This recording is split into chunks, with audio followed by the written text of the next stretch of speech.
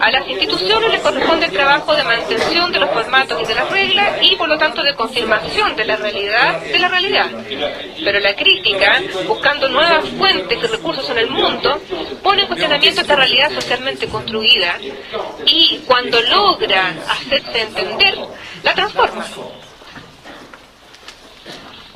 El marco presentado, o que voy a presentar, parte de una propuesta situada en posición original y que tiene el estatuto de un postulado.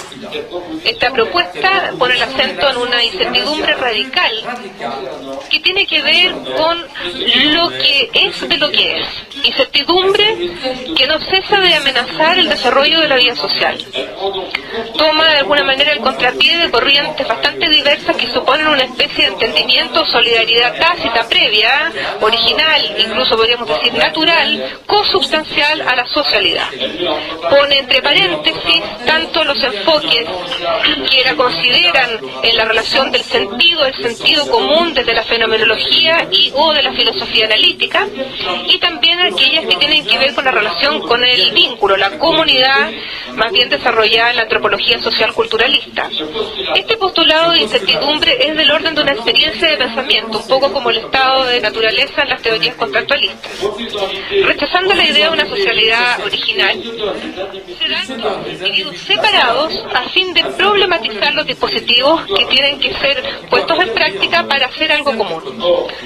Ahora, estos dispositivos tienen que ver siempre con las políticas tomadas en el amplio sentido de la palabra. El postulado de incertidumbre no pone el acento en la competencia de los intereses, sino más bien en la imposibilidad de acordarse espontáneamente o ponerse de acuerdo en una forma determinada de fijar la relación entre formas simbólicas y estado de cosas, para retomar términos tomados a Wittgenstein nuevamente. Considerando esta incertidumbre, las diferencias de interpretación y de manera consiguiente de uso, corren el riesgo sin cesar de conducir a la disputa y pueden siempre llegar a la violencia. Una consecuencia de este postulado de inicio es que distintos registros que marcan la acción, examinados en el transcurso de mi trabajo, son contemplados como instrumentos que permiten limitar los efectos de esta incertidumbre. Un primer registro, entonces, contemplado es el de la práctica, caracterizado a la vez desde el análisis desarrollado por Pierre Bourdieu en el esbozo de una teoría de la práctica, y desde lo que se ha adquirido la sociología pragmática. Está presente en los momentos de interacción frente a frente. En los momentos prácticos, las personas entonces concurren activamente a alejar la inquietud que les preocupa. Ellas se esfuerzan de ignorar las diferentes interpretaciones sobre lo que sucede y sobre todo cierran los ojos sobre las diferentes conductas que podrían introducir los factores de incertidumbre. Podemos decir entonces que en estos momentos los actores colaboran tácitamente para poder reducir el nivel de reflexividad o al menos su expresión pública. Cuando yo cuento esto a mis estudiantes, ellos siempre dicen que hay un grupo de amigos que hace la loza, que lava la loza después de comer juntos. Bueno, hay algunos simplemente que trabajan, los otros hablan, cuentan chistes, pero todo el mundo hace algo. Hay una sobre reflexividad y todo el mundo hace como que si todos estuvieran lavando la loza al mismo tiempo. El lenguaje, entonces, por supuesto, es sobreutilizado, pero de manera quizás indexical, asociando nominación y ostensión. Es decir, dame eso. El discurso comporta pocas relaciones que tienen una generalidad amplia. Ya se trata de recordar las acciones del pasado o de escribir las acciones en curso. O también se trata de establecer los diferentes planos para el futuro. Finalmente, la relación entre las formas simbólicas y los estados de las cosas no es contemplada para sí misma, como si fuese necesario evitar volver problemática la relación entre, por una parte, los objetos y, por otra parte, los términos utilizados para calificarla. Esta manera, entonces, de alejar la disputa y de mantener las apariencias de acuerdo tácito es bastante económico. Sin embargo, puede difícilmente ser seguida cuando se trata de un grado en lo cual los actores divergen, cuando sus interpretaciones son distintas y cuando los usos que hacen de esta o del ambiente en común puede que no sea compatible. La disputa, entonces, usada amenaza, induce al paso a otro registro que yo he llamado metapragmáticos, un término que tomé prestado de la antropología lingüística. En los momentos metapragmáticos el nivel de reflexividad aumenta y toma formas La distance se centre sur la façon dont on doit qualifier cette distance. Que sucede y por consecuencia la manera en que debe ser planteada la relación entre las formas simbólicas y el estado de las cosas para que ésta se pueda juzgar como aceptable. Hay dos modalidades que se oponen en las intervenciones metafragmáticas. Las primeras son las formas que permiten establecer lo que es y mantenerlo como que ha sido, a pesar del paso del tiempo.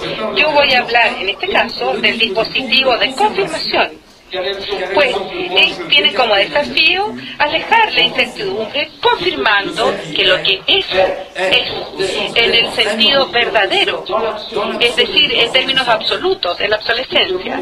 Los segundos son formas que toman o que se apoyan en factores de incertidumbre para poder hacer aparecer una inquietud contestando a la realidad que se da como tal. Voy a hablar entonces en este caso de las formas críticas. Estas dos modalidades opuestas, confirmación y crítica, son interdependientes, de manera que hay que tomarlas con una relación dialógica. La confirmación tiene por orientación principal prevenir y impedir la crítica.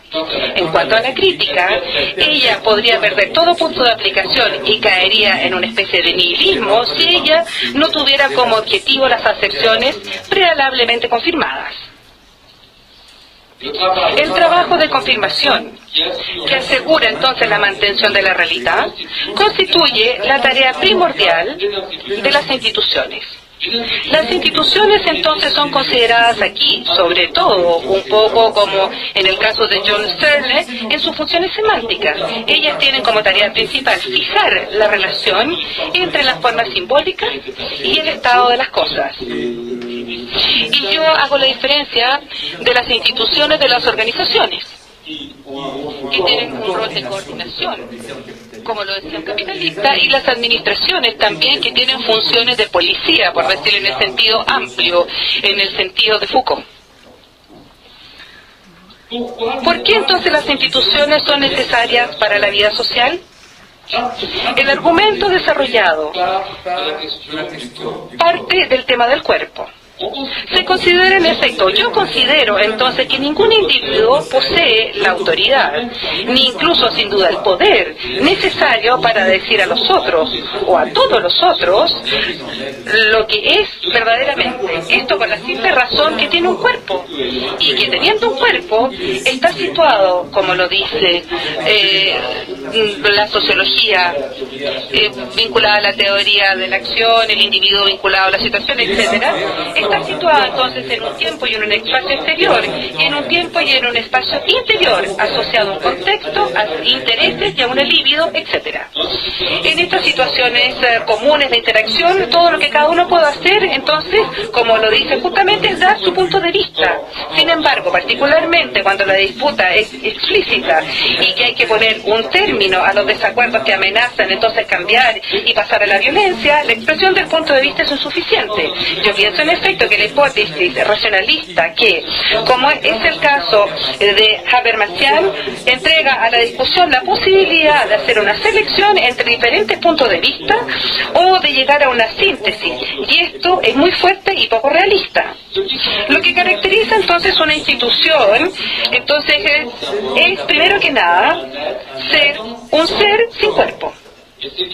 Y es porque la institución entonces es un ser sin cuerpo que puede ser, que se le puede delegar la tarea de decir lo que es en realidad. Y es así entonces que en esta función semántica conviene entonces contemplar las instituciones, por ejemplo, cuando yo fija la referencia o controla las apelaciones, como las apelaciones del vino, por ejemplo, Bordeaux, Bourgogne, Merlot, etcétera. Las instituciones, entonces, para tomar el ejemplo más agradable, hablo del vino, entonces las instituciones se distinguen ahí, al menos en un plano analítico. Por una parte, las administraciones, que aseguran una función de policía, y por otra, las organizaciones que aseguran una función de coordinación. Y es porque las instituciones son seres sin cuerpo, que la fenomenología de las instituciones le entrega a menudo, como una propiedad esencial, su capacidad de implementar entidades durables o incluso en algunos casos eterna. La diferencia del cuerpo individual de lo que le entrega una voz, un portavoz, ellas quisieran idealmente sustraerse de la corrupción del tiempo.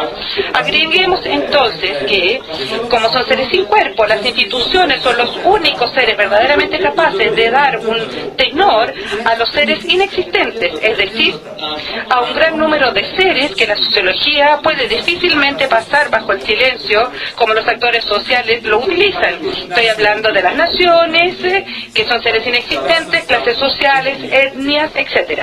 Las instituciones entonces se entregan a estos seres contestados por el positivismo lógico y por el individualismo metodológico la posibilidad de acceder a una forma de existencia que está lejos de ser una ilusión o ilusoria.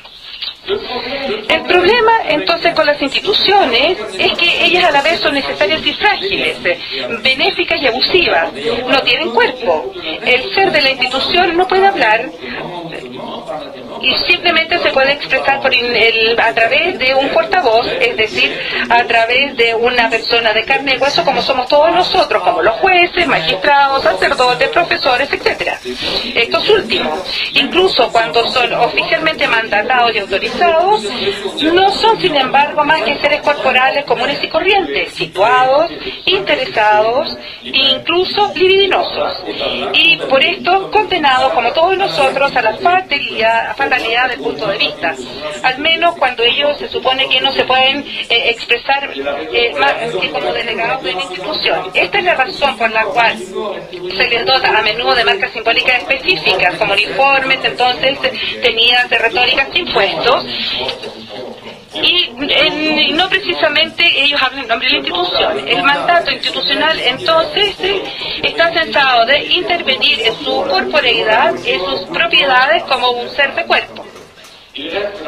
Entonces la apariencia de estos portavoces puede modificarse débilmente según cómo se presentan como individuos ordinarios o en su modo de ser institucional. Ningún signo permite tener acceso suficientemente seguro a su interioridad para que uno pueda estar seguro que no se equivocan y que lo que nosotros vemos y escuchamos es la institución encarnada y no simplemente un quidam como usted y yo. De ahí una profunda ambivalencia frente a las instituciones que sin duda es inherente a toda la vida social. Esto particularmente cuando el tamaño de los conjuntos concernidos aumenta y cuando su dispersión en el espacio aumenta también, lo que no permite reparar las rupturas a través de un reglaje continuo de las relaciones, como es el caso entonces del régimen que se utiliza frente a frente. Por una parte, uno tiene confianza en las instituciones, se cree en ellas. ¿Cómo se puede hacer de otra manera? Porque sin su intervención, la inquietud sobre lo que es no podría más que aumentar, al mismo tiempo que los desacuerdos.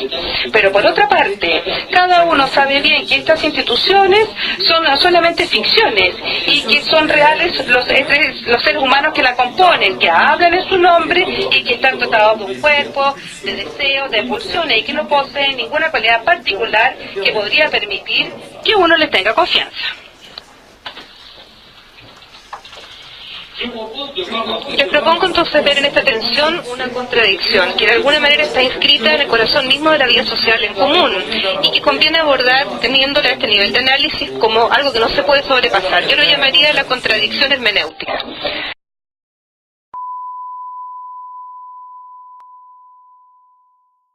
Lo mejor del festival está en SQB.